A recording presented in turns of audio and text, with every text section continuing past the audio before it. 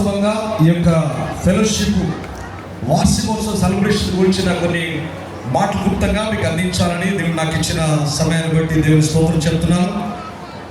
వాస్తవంగా ఈ చివరి దినాలలో మనం చూసిన అపవాది ఒకరిని చేయనివ్వకుండా ఇద్దరిని కలిసివ్వకుండా ఐక్యతను వాడు మస్కబార్చి దేవుని పనికి విఘాతం కలిగించే ఒక పెద్ద పనికి వాడు శ్రీకారం చుట్టే ఈ చివరి దినాలలో ఈ కొంచెం కాలమే భూమి మీద మనం ఉంటామని ప్రవచనం నెరవేర్పు దేవుని వాక్యం యొక్క నెరవేర్పు మూలంగా తెలుసుకొని దేవుని పిలుపుకు స్పందించి ఒక మాటలు చెప్పాలంటే దేవుని సేవ అనేది నేను ఒకసారి విన్నాను. దేవుని సేవ అంటే సామ్యూల్ గారు వారు మీటింగ్ పెట్టిన గ్రౌండ్ లో సేవకుడు ప్రతిష్ఠిస్తుంటే నేను విన్నాను. నేను సేవ కాలేదు, విశ్వాసంగా ఉన్నాను.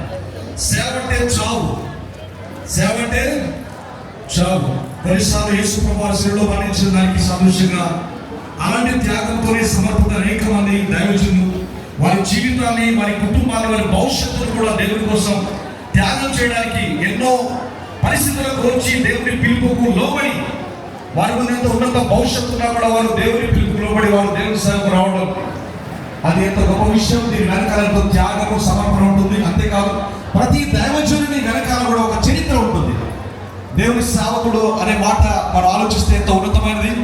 కాబట్టి అలాంటి సేవకులు ఒంటరిగా ఉండడం మంచిది కాదని ఒక ఆలోచనతో ఒక ఆత్మీయమైన సహవాసాన్ని ప్రారంభించాలని దైవజనులు ఆలోచన చేసి వెళ్తుండడం ద్వారా ఈ ఫెలోషిప్ ప్రారంభించబడింది. ఒక మాట చెప్పాలంటే విశ్వాసులకు ఒక సమస్య ఉంటే సేవకుడు వారిని ధైర్యపరుస్తాడు.